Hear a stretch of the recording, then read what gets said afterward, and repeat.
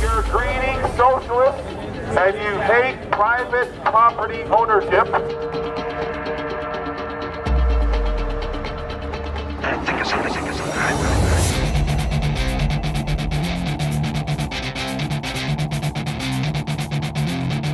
There was a scheduled flag burning, and there's been reports that it'll be a public square at Euclid. We don't know. All right, here we go.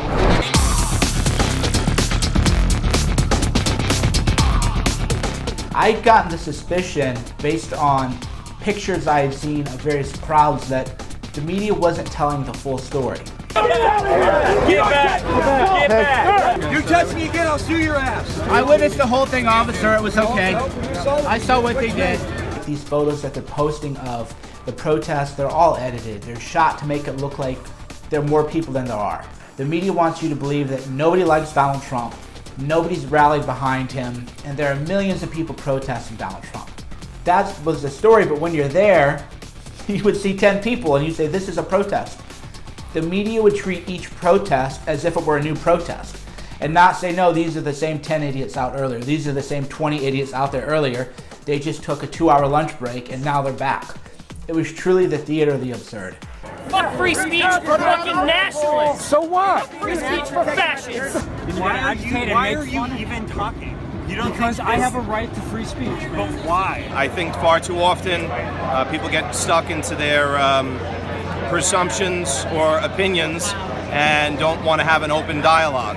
And I think that's something that this country seriously needs. So what I did was I used journalism. I did real journalism. There's an app called Periscope which allows you to live stream events as they happen.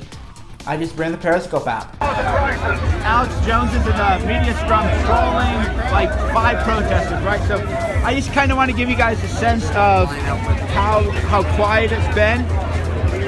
All right, all these people are journalists. All those people are there are journalists from Looky Loos.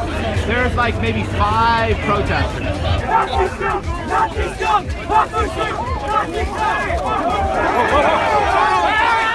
All right, moving. I'm moving. I just witnessed Alex Jones of InfoWars be attacked by left-wing activists. And it really started to wake people up. A lot of people who actually maybe had a different conception of me or had a bias against me thought, wow, I'm gonna watch Mike's stuff anyway because he's the only one telling the truth. Alex Jones was walking with the megaphone, calling them globalists, speaking out against Hillary, and he approached the group, but he was very peaceful, no disrespect at all, and the ferals, the left-wingers, the social justice warriors, stormed down, attacked him. I was right in the middle. If you watch the Periscope, you see it just start to shake, right? Because I was in the mix. The police come in to restore order. They were grabbing us, shoving us out of the way. If the media says that was brutality, that's a lie. My glasses were actually knocked off. I was almost on the ground because they said back away. They had to get in to break the fight up. And any media reports about police brutality at this event, at Public Square, at the RNC and CLE are complete, total lies. I don't edit, I don't play gotcha, I don't play checkmate. I don't care who you support. You can be for Bernie, you can be for Hillary, you can be for Trump, you can be for Ted Cruz, you can be for Gary Johnson. That isn't my point. I want to bring back real journalism to the people. There just aren't that many protesters, that's the thing. So this is, for example, another protest. It's all cops and then like 4 or 5 agitators. It's boring. The end of the RNC was, to be honest, a little anticlimactic. And we have SJWs they're finally taking a bath. People were expecting massive protests. They are tired of violence. Every time there was a protest, people would kind of run to look at it. Again, 10, 20 people there, and people would roll their eyes. I'm very proud of them for bathing. The media played that up and said there's such division at the RNC. There's so much divisiveness. Trump is so divisive. Actually, the vibe at the RNC was very cool. There's Cassandra. How you doing, Cassandra? I got recognized many times by people who were pro-Trump supporters. Yeah. Big fan. Oh, thank you. People who weren't. Hey, Cernovich!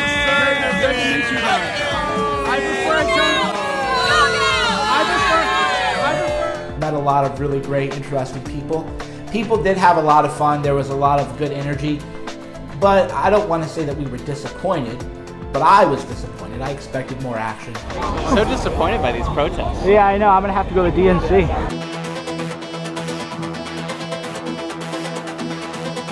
I went to the DNC even though the RNC had been boring. I expected the DNC to be boring. It was anything but.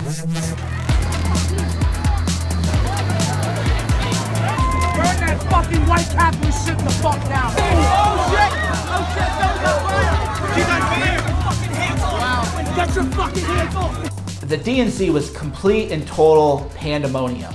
There were real protests. There were real protesters. To give you kind of like a better vantage. So at the DNC, you can find footage of me walking with the Bernie protester march.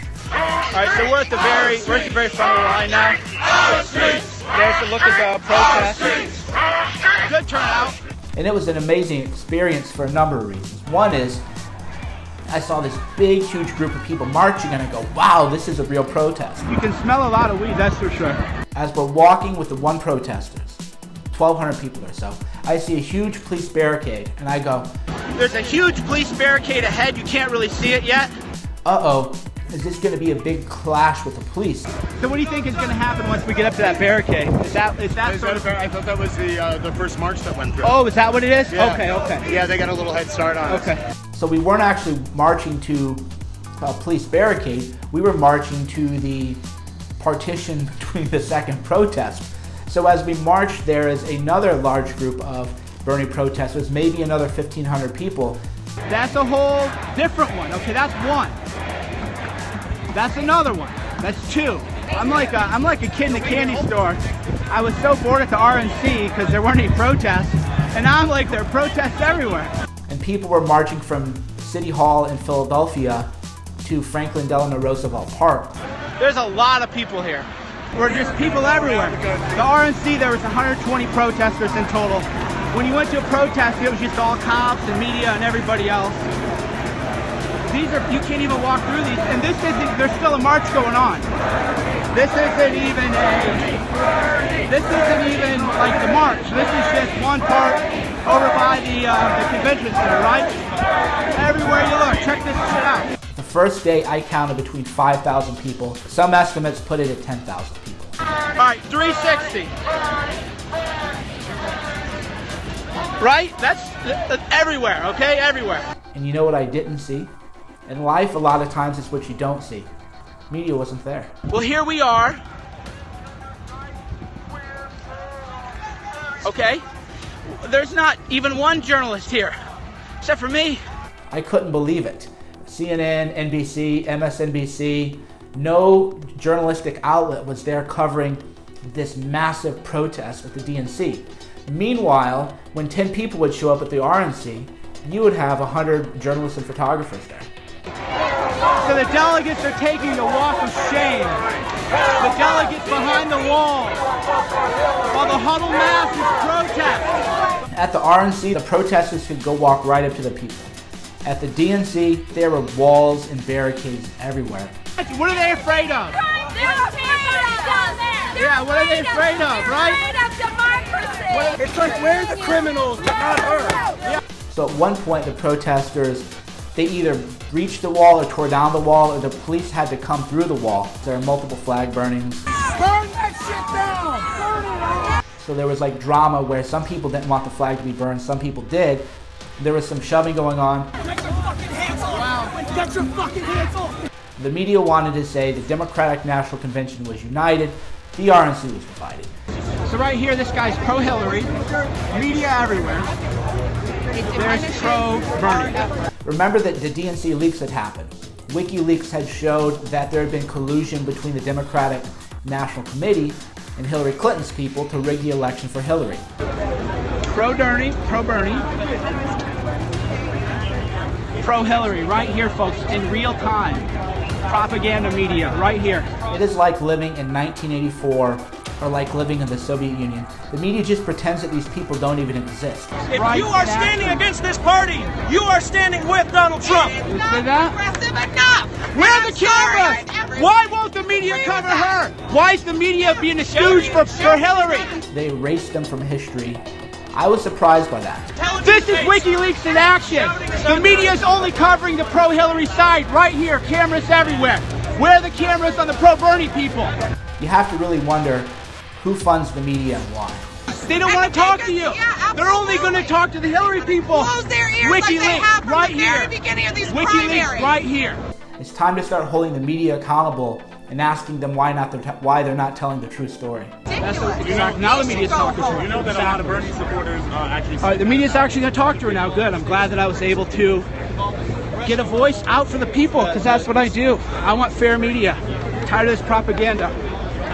Tired of propaganda. Doesn't matter who you support. Media propaganda has to be called out. That's real power to the people, right? I'm Cernovich from DangerandPlay.com, Guerrilla Mindset, and you can find me on Twitter also.